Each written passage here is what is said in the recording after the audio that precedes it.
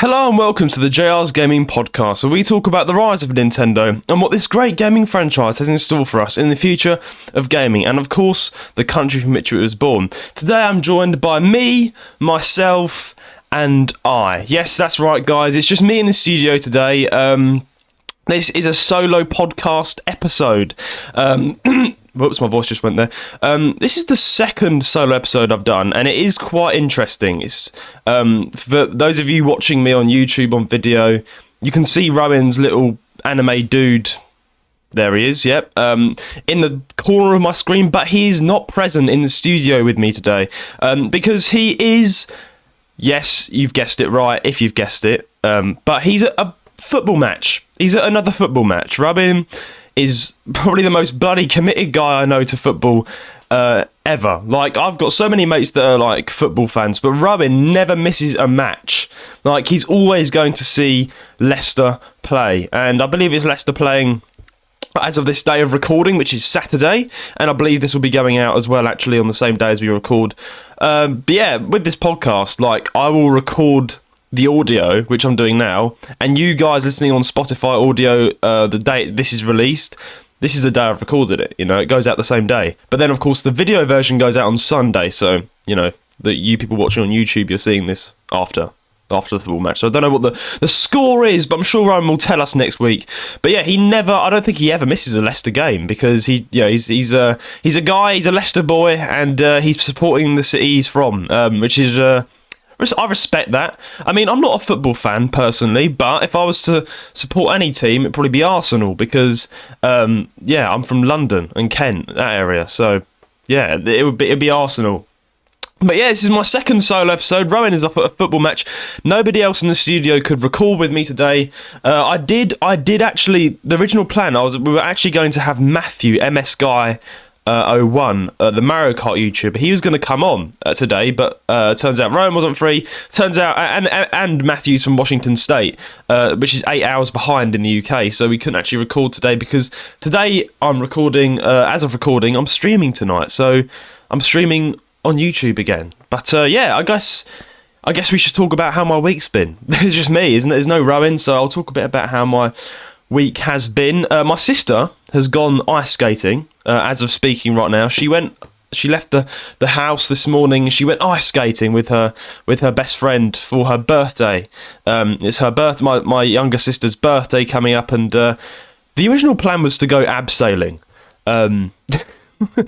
which is, you know, my sister's a bit of a daredevil. She's nothing like, you know, your average, like, stereotypical girl. She's not that sort of person. She loves to go, you know, skydiving, bungee jumping, all the things that will make you want to die. She'll do that. So I mean, last time her last birthday, she went to Go Ape, and she went on this, like, anyone in the UK would know this, but Go Ape is like a treetop adventure course where you go through these, it's like an obstacle course or assault course up in the air, in the sky, like tied to all the trees, and you got to like go and like walk on ropes and stuff. But you're like you've got safety wires that you connect to the main sort of ropes, if that makes sense, and so you don't die, obviously.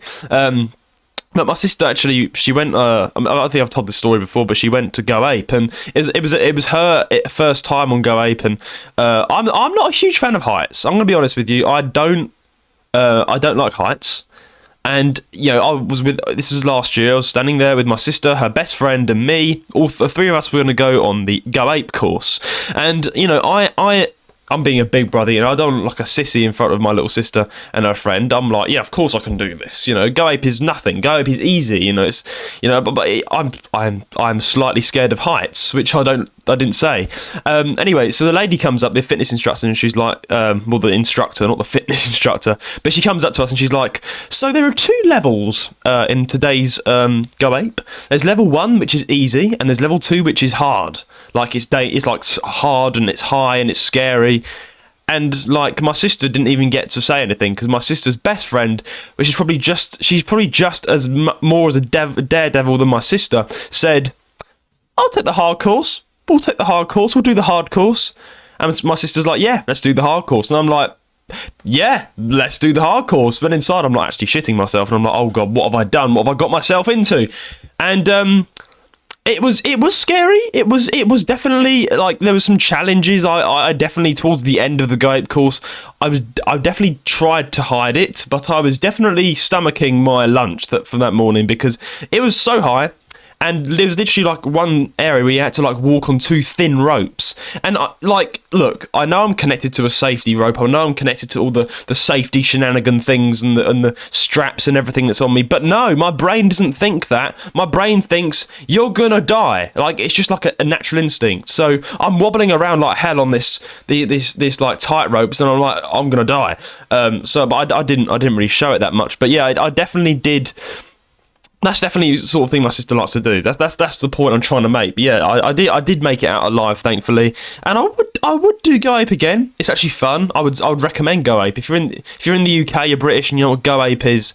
Definitely give it a try. If you're not scared of heights, though, if you're terrified of heights, I would not recommend at all. Yeah, that was what we did last year, and then this year they went ice skating. But today I've got to record the podcast episode, and I'm streaming later.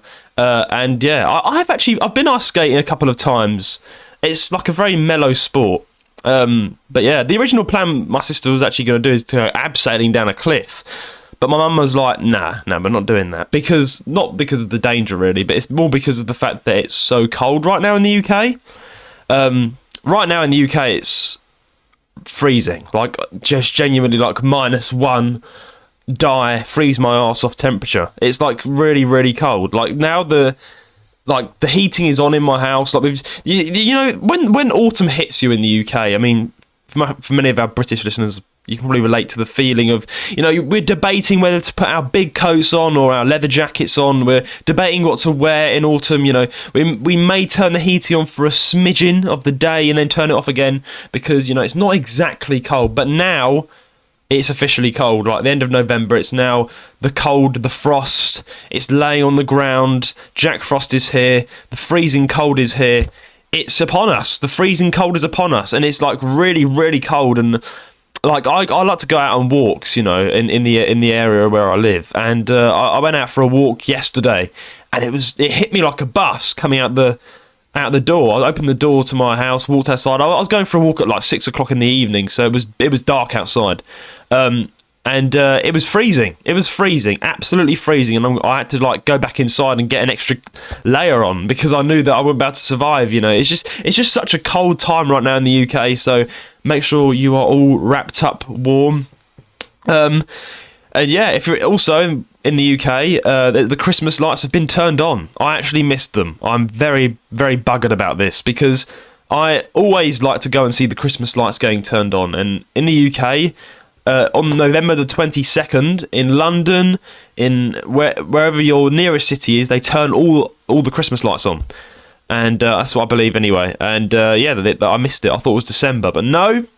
They decided to turn the lights on in November, 22nd of November to be exact, and I missed it. So, but yeah, but the village I live in, in the town area that I live in, I go to the town, and there's some really nice Christmas lights all over the buildings and the shops and the cafes, and there's the Christmas lights and the Christmas trees.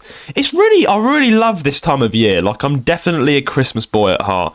Like, seeing all the Christmas decorations, the cold, like, air, it's a vibe, you know. It's a really nice festive feeling. Like it's just festive, and I think Rowan's not with me to confirm that, but he's definitely in the festive sort of spirit as well, being someone who is obsessed with Christmas. But yeah, I'm starting to feel festive now. I think that it's now a safe excuse to say we can start playing our Christmas music, because, you know, everyone's playing Christmas music in the shops. Yes, I know it's a bit of a crime. I would say it's a bit of a crime towards the beginning of beginning of November to start playing Christmas music. But it's now almost, you know, like November's almost finished now. Like, this is the 25th of November. This is being recorded. So literally very soon it's going to be December, and that is when the Christmas sort of, I don't know, the Christmas countdown starts, the proper Christmas countdown. And yeah, it's officially upon us, I think, on December. The advent calendars are opened up. I remember when I was 6 years old, I think I got my like an advent calendar. My grandma gave me an advent calendar, and I just didn't understand the concept of that you meant to open a chocolate on each day, because like I just ransacked the entire thing, ripped it open. Like I remember I said they were like, no, you got to have one chocolate each day. I think I lasted about 10 days. So by the 10th of December, my little boy cheeky brain was like, I shouldn't have to wait like a day for the next chocolate. I should be able to access it all now. And I literally tore the back out of my advent calendar. All the chocolates fell out onto the carpet, and I was eating them off the ground and just eating all my advent calendar. My mum came in the room and was like, Judah, what the hell have you done? And I was like, yeah, I should deserve these chocolates now. What do you mean I've got to wait every single day for one chocolate? And then I quickly realised that was pointless, really, because my mum was like, well, you're not having a new advent calendar. That's done now. And I was like, oh, I just wanted all the chocolates now. So that's the mum memory. I think we've all done that, surely. Can someone write into the podcast and tell us that an advent calendar story that happened like that? Yeah, have you ever had an advent calendar moment where you're a child and you're like, let me get the rest out now because I don't want to have to wait? Please tell me I'm not alone. And someone else did that when they were a child as well. But yeah, don't worry, I actually have an advent calendar ready to open. My lovely grandma buys me an advent calendar. The same grandma that bought me it when I was 6 years old is the same grandma who buys me it now I'm 18 years old. She always gives me an advent calendar for Christmas on December, and bless her, shout out to my grandma. I'm getting ready to open it on each day, and I'm not going to tear it all open at once like a little naughty kid. But yeah, Christmas lights turning on. It's cold. It's definitely very festive now. I can feel the festive spirit. I hope you are too. A bit of a more of a celebratory week. I've had a good week, you know. I've had quite a happy week, you know. I've been feeling pretty good this week, which is a good thing. Definitely. I hit 100 subscribers on YouTube. 100 subscribers. And, you know, for some people that's like, that's nothing really, but it is. It's the first milestone for me. For those of you who don't know, if you're listening to the podcast for the first time, I'm a YouTuber.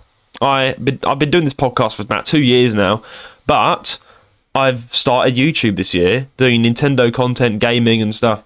And yeah, I've done a few videos, and I live stream about at the least 3 times a week, so I'm consistent. I think I've earned the title now of a live streamer, because I live stream now. Like, I live stream at least 3 times a week, so I think I've earned the title of a live streamer, if that makes sense. But I've been live streaming like 3 times a week, and yeah, on the this week I hit over 100 subscribers. I hit 100 subscribers, and now I've got like I think 104. Yeah, it's a big milestone. And here's the thing, guys. Here's the thing. I got a party popper. A party popper, which is basically, if you've been living under a rock, it's a small little bomb. That's the best way to describe it. It's a little bomb that when you pull the cord, it explodes, and instead of fire and, you know, smoke, it's lots of little confetti, you know, and like pieces of paper that go everywhere. So it's like bang, it's like way, it's for celebrations, you know. And I got one. I got a small little mini party popper that was sitting on my lower shelf down here. So when I hit the 100 subscriber mark, I would be able to pop that party popper, and everybody would be able to be happy, and it'll be a happy occasion. But no, I hit 100 subscribers, I got the party popper out, pulled the cord, and it just didn't work. It was a dud. So it was a bit of an anticlimactic wait for most of my subscribers. But I am not going to leave that unsort of left. I'm going to buy a new party popper and probably do a little YouTube short thank you for all the 100 subscribers. If you are one of those subscribers, thank you very much.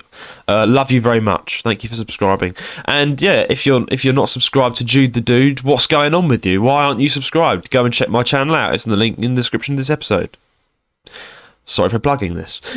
But yeah, hit 100 subscribers this week. I'm streaming at least 3 times a week now, and it's been interesting, you know. I only just started streaming this year, and I've just found out that I really enjoy it. And I've been doing all sorts of things. I did a Mario Kart PC. I've been playing Animal Crossing. I've been now playing Subnautica, and I've always had people in the chat. I've got like a small community now. I live stream on Twitch and YouTube at the same time, so it is a bit of a hassle. I think I moved to Restream, and I'm doing the free plan with them. So there is an annoying watermark on my thumbnail saying Restream, but I'm putting up with it because it's worth having two streaming platforms now. But yeah, I've now been this week. I've hit the 100 subscriber mark. I've been enjoying my streaming. It's really fun. I've been doing Subnautica streams, Animal Crossing streams. And it was a good week because I've had another week off this week because I'm not acting this week. So yeah, streaming is upon me and everybody else, and it's been really fun, like talking to you guys and improving my streaming skills. My OBS is now optimized to my device, so there's no problems anymore with lagging, hopefully. And yeah, I'm learning every day, but it's been really fun. Just streaming it's a really fun thing to do, genuinely. But yeah, that's what's kind of happened, and I think a lot of you are wondering what happened at the all-nighter. Now, for some context, if you did listen to the last week's episode of this podcast, me and Rowan actually announced we're doing a all-nighter. We're going to a mate's house and we're doing an all-nighter with some friends because it was his birthday, and we did the all-nighter. Rowan, bless him, he was not taking it very well. I think around 3 a.m. he looked like he was dead. He was like literally he looked high, like he looked like he'd been smoking like 6 zoots. Like he looked that high. He just looked so tired that he looked high. That's how tired he looked. But yeah, Rowan was destroyed. I mean, I was as well because. But let me just say really quickly before I move on, it was a great night. Absolutely loved it. Thank you very much for listening to this episode, mate. It was your party type thing. Thank you very much. It was really fun. We played games throughout the night. What we did is something very interesting that I never heard of before. But for the all-nighter, what we did is we actually had like our daily meals in reverse. So the normal time of the day that you would eat, lunch, breakfast, dinner, we had that in reverse at night to keep our bodies awake. So what we did is we had a full English breakfast at 7 in the evening because at 7 a.m. in the morning you'd usually have breakfast. So what we did is we had and I can officially now say I've had a full English breakfast at night. I've never had a full English breakfast at night, but now I have for this all-nighter. So we did this full English breakfast at 7 in the evening, and then around 1 a.m. we had lunch, and we went to Asda, like 24 hours open Asda in the UK, and we bought like sandwiches. Me and Rowan got Prime. I decided to be an idiot. I decided to be a 6-year-old kid. I bought Moonshine Prime. Absolute shit. No, not Moonshine. Meta Moon. I don't know why. I wasted £2. This is a scam. I've never jumped on the bandwagon of Prime Way. It's just it's basically a designer drink because two famous YouTubers decided to make their own drink brand, and I'm not a huge fan of either of them, to be honest. But like they're interesting, I guess. But the thing is that they've made this drink, and it's all the craze with 6-year-olds and all these little 10-year-olds running around with Prime. I've got Prime, and it's such a scam. It tastes like shit. Like the Meta Moon, I didn't even like it. I don't know why this. I don't know what this. It tastes like glue. Salty glue. That's the best I can say. So don't buy Meta Moon. I've only had 2 flavours. I had the raspberry one, the red one, whatever it's called. I forget. It's Tropical Punch. That was it. That was quite a nice flavour. But Meta Moon, oh my days! I don't know what they put in this. It's like they got PVA glue, mixed it with salt, mixed it with cocaine, and put it in a drink. That's what it is. That's all it is. It's a scam. So don't buy Meta Moon Prime. I just destroyed my setup. But we got Prime. We decided to be those people and get Prime just for the sake of getting Prime. And it was rubbish. But yeah, the actual night was good.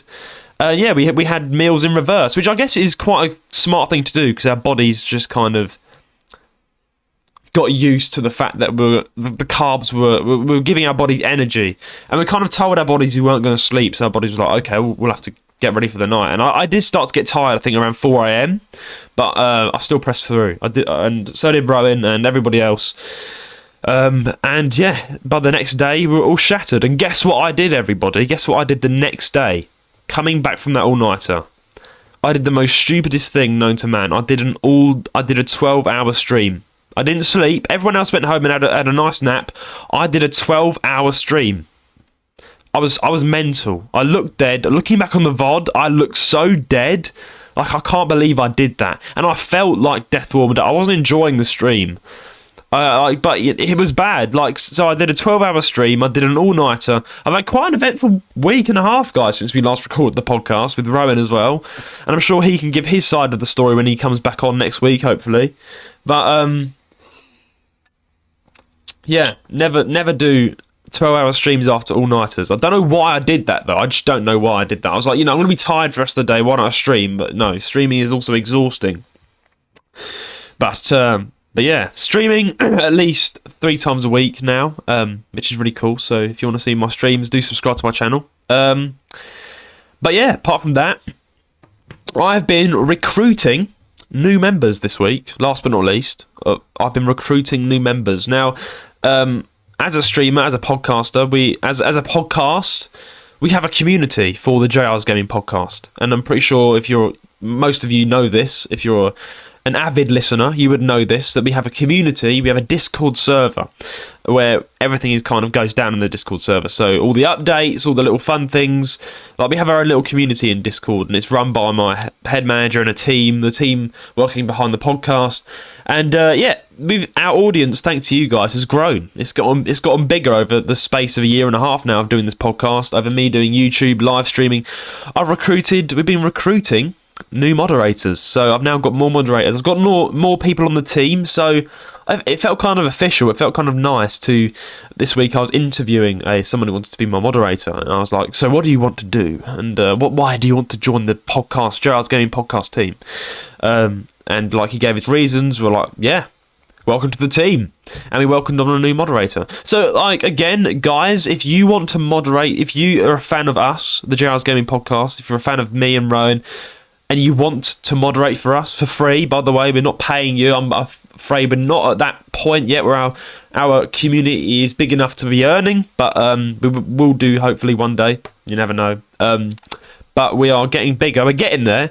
So if you are a fan and want to help out in any way possible, do get in contact with me or Rowan at the JR's Gaming Podcast 135 at gmail.com. That's JR's Gaming Podcast 135 at gmail.com, which is also below, where you can send in your questions and comments to our podcast. But yeah, do let us know, because we are happy to interview people. We're happy to have more people on board now. I've got more moderators now for my streams as well, because the more people watching the streams, the more you might need someone to moderate and make sure everything's going in check and there's no dickheads that are going to join the chat, which nobody really has been dickhead yet.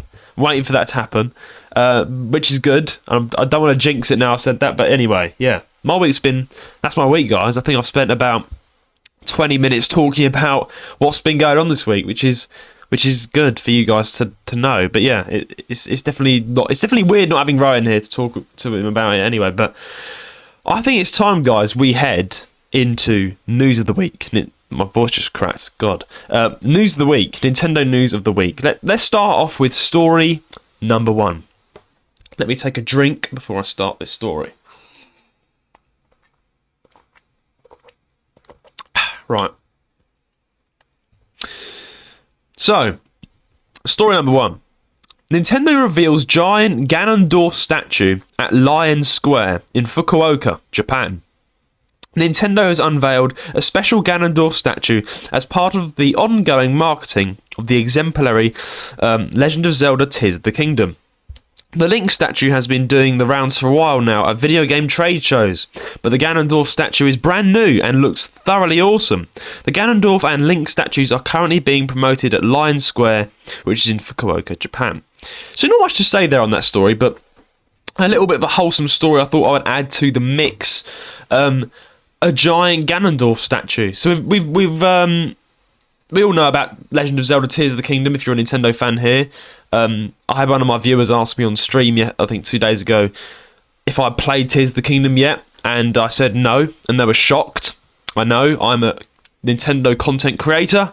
I run a podcast about Nintendo, and I have not played Tears of the Kingdom. I know it's a shocking horror to many, but I've only just got my Switch, and I'm going to get it, guys. Okay, calm down. I'm going to play Tears of the Kingdom. I've seen how amazing it is, and it looks so good, like genuinely. And I've made a video about it on my channel explaining why I think it's a good game to get. And I'm going to be getting it, guys. Don't worry. But that aside, yeah, I guess to Nintendo have been promoting their game further since it's been released by having these statues made from the game, and the Tears of the Kingdom Legend of Zelda Link, the model of Link, has been going around, I think, for some time at game shows, and only just recently they've now come out with a second statue, which is Ganondorf, which you can type in, just Google like Ganondorf statue, it'll come up.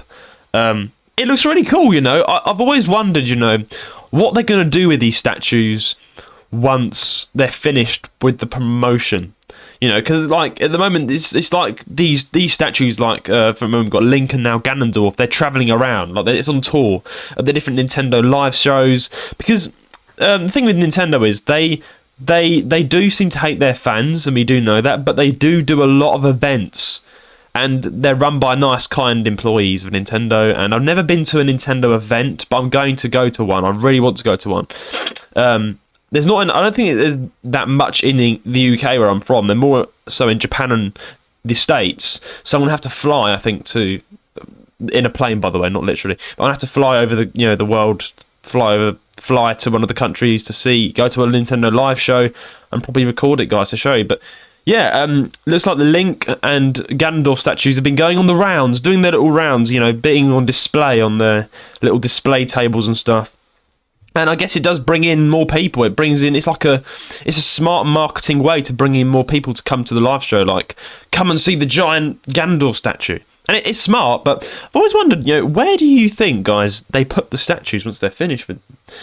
And Nintendo Land now exists in the Japan, and Nintendo Land looks so cool. But it's mainly consistent of Mario. As we've said before, I think Super Mario is the face of Nintendo, and therefore it is only understandable to have Super Mario dominating Nintendo Land.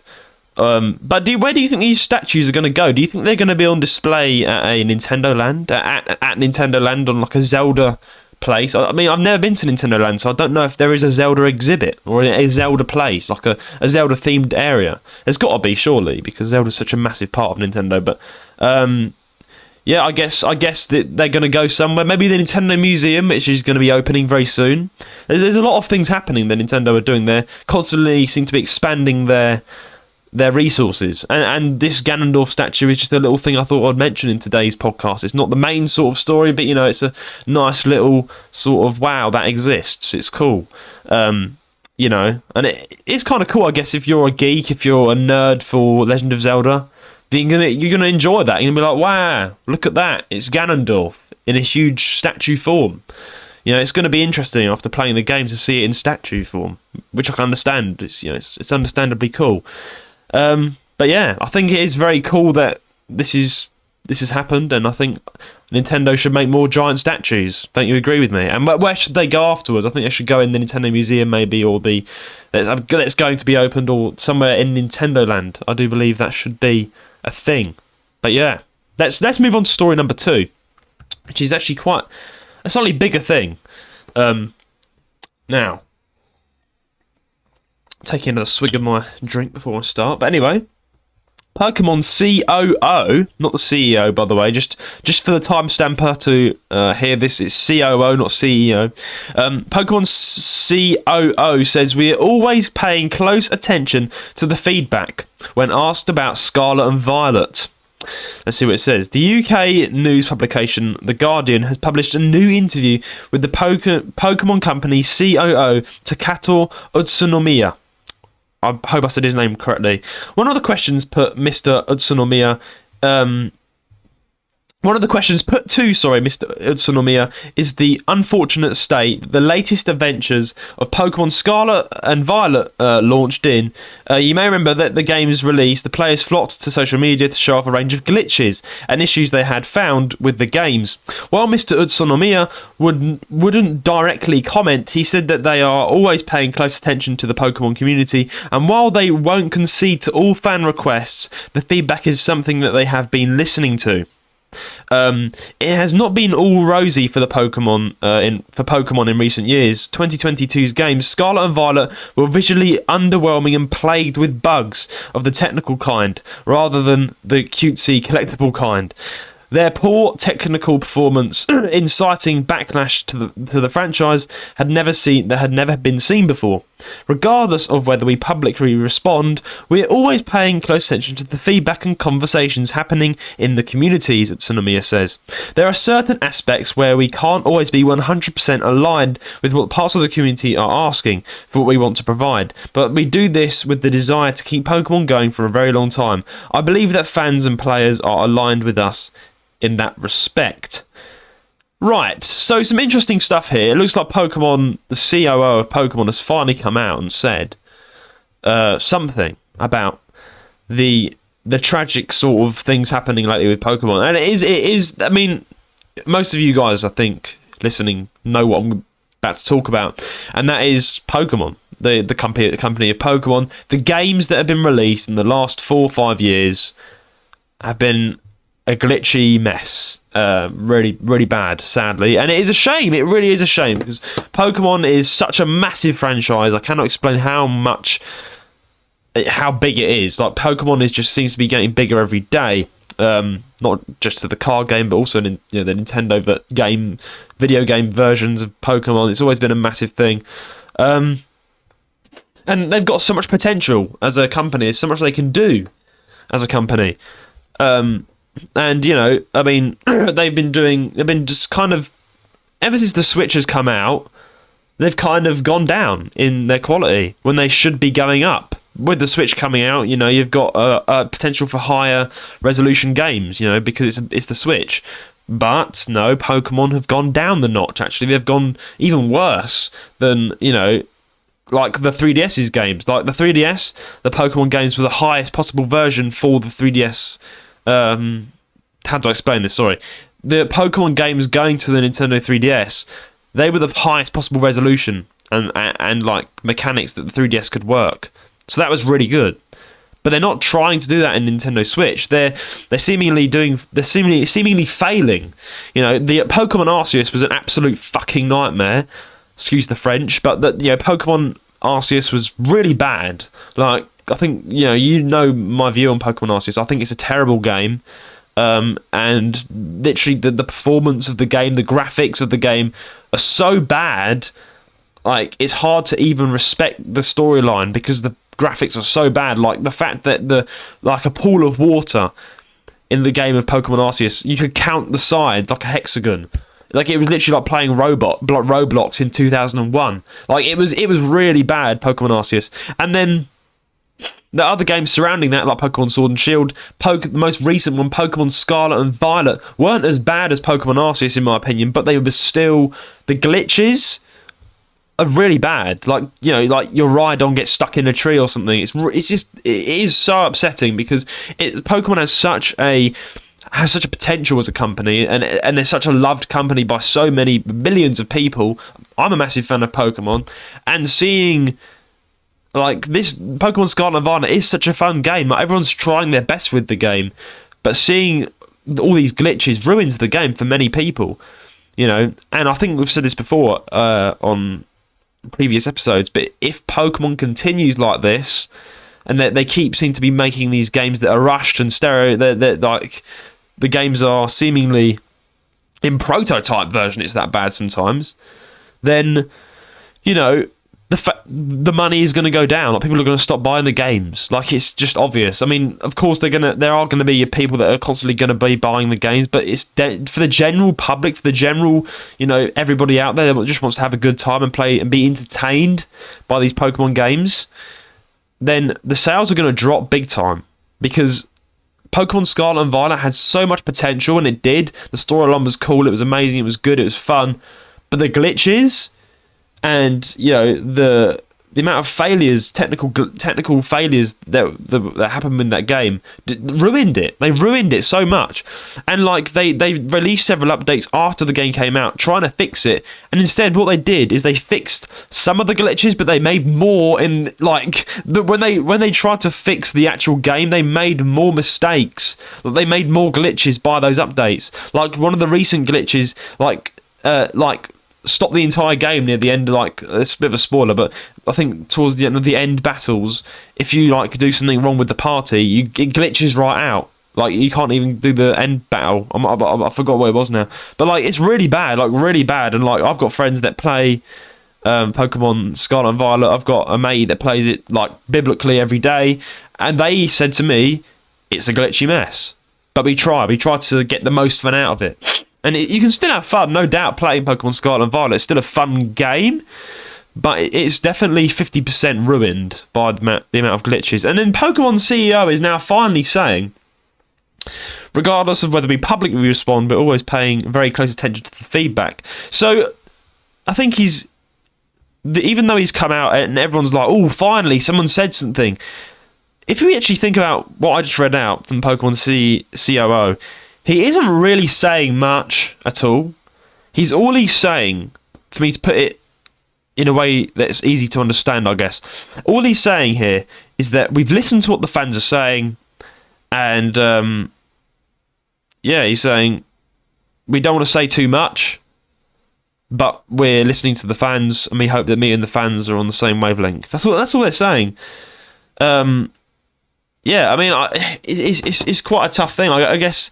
It almost seems like he knows, he does know, obviously, the amount of complaints they've been getting about Pokemon Scarlet and Violet, but he's just like, oh, it's almost like there's something he can't do. There's something going on, I think, behind closed doors that we cannot know, that's causing this game to just get pushed out and rushed and not completed, you know. And I think this isn't all it's not all a big sad thing. Like this, maybe this is hopeful. This is maybe a bit hopeful, that the fact that he's come out to even remotely address it means that they do know about it, and hopefully the next game coming up in Pokemon will be a fix.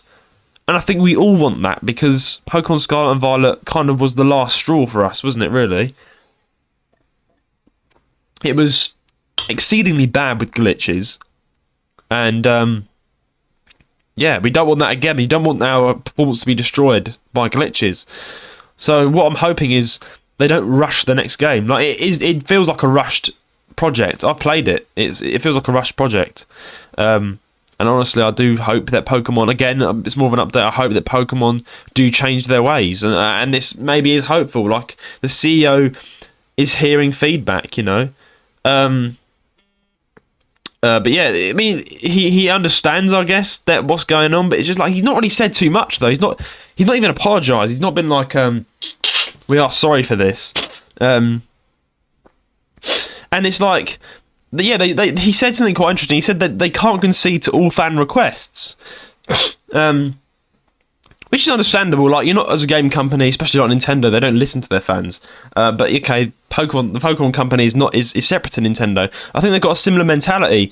Like, they're being like, oh, but we like to be ourselves. Like, we don't want to listen to fans, and like, you know, we don't want to concede to what they're saying, but we will listen to some. And it's like, it's almost like he's saying, it feels like he's been offended by the audience. It feels like he's been offended. He's like, I don't like all the hate I'm getting. That's what it feels like. But mate, like, if you're gonna make a bad game, expect there to get hate. Like, when I'm about to say bad, don't get me wrong, I'm not saying Pokemon Scarlet and Violet is bad, like storyline wise and whatnot, and fun. You can still have fun. I'm saying it's bad. It is bad in some aspects because of the glitches. And if you're going to have a game that has those big faults, expect the audience to come and say this was bad, because they want the game company to grow. They want to, you know, everyone wants that.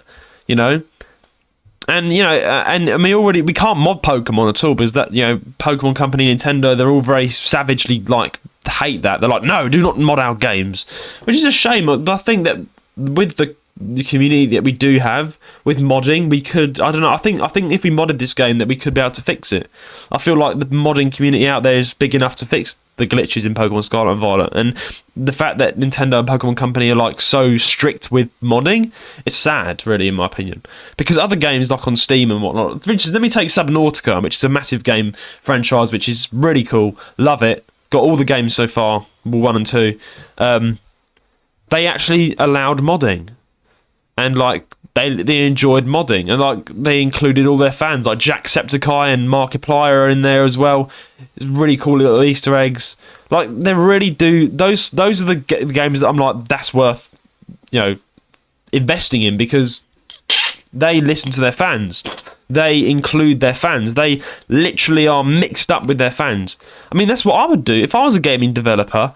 I'd want to be working on a game with the viewers, with the fans, with you guys, listening to your feedback, because it is so important, because the people, the audience, is what makes that franchise the money. So they should be, in the very least, like, give the fans some sort of, freedom with the game to mod, and they don't. And I think wherever we'll see that in the foreseeable future, we just have to hope that they change their ways and fix this glitchy mess. But yeah, let's move on to story number 3. Story number 3 is Persona 6, and SEGA believes Persona 6 could achieve 5 million in sales. All eyes are currently on Atlas's to have unveiled the next numbered entry in the crucially acclaimed Persona franchise, which would be Persona 6.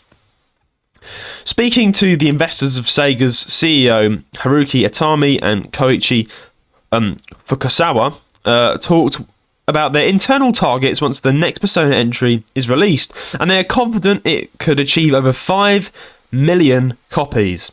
They also have said that they have high hopes for Metaphor, which is a brand new IP for the company, planned for both PlayStation 5 and Xbox Series XS.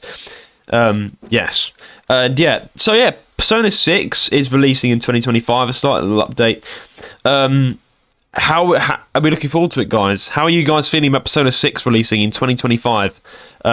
Big stuff. Got to wait another year. Got to wait past 2024. Got to wait literally about just under 2 years.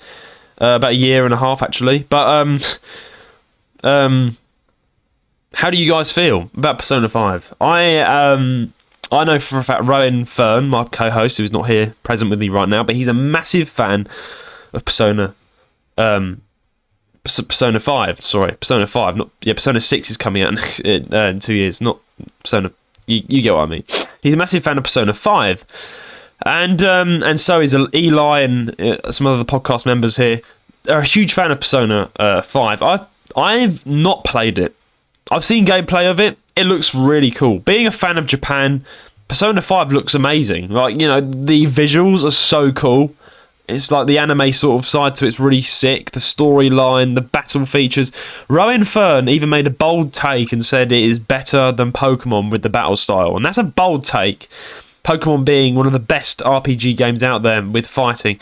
But Rowan said it's got a better mechanics, apparently. I mean, I can't really say anything because I've not tried it myself, but I'll be interested to see that, because nothing gets more fun than Pokemon, in my opinion. But Rowan thinks differently. So Persona 5 has pleased many, and it sold millions when it was released. I'm not sure off the top of my head how much. It's probably more than 5 million, Persona 5, because I know how big Persona 5 is to some people.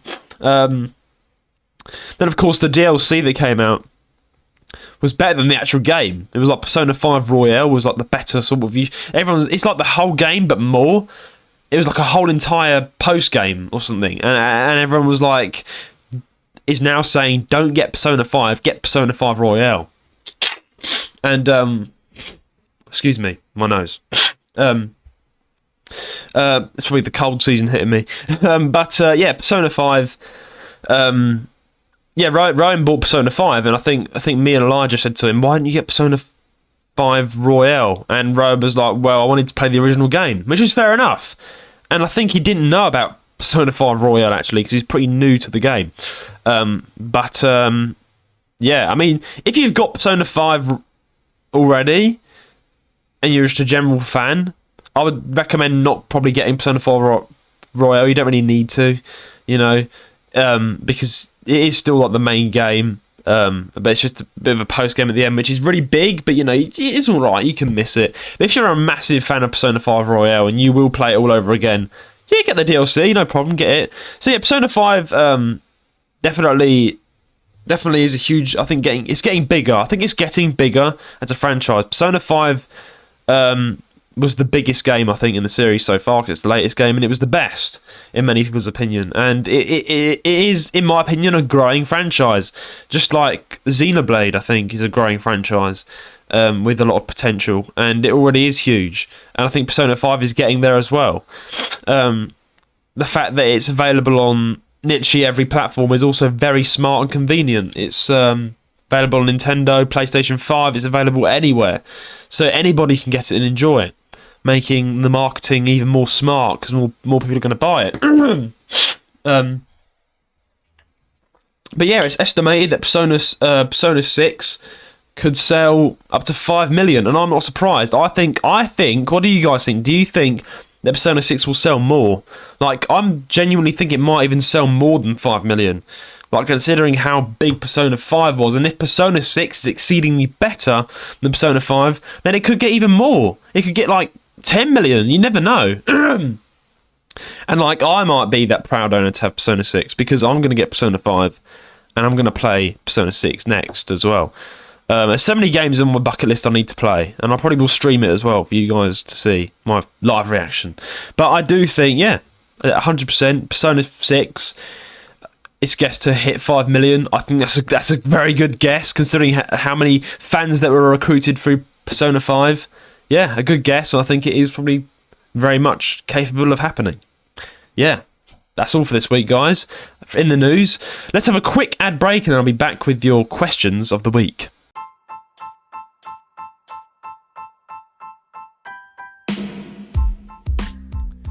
Hello and welcome to the JR's Gaming Podcast.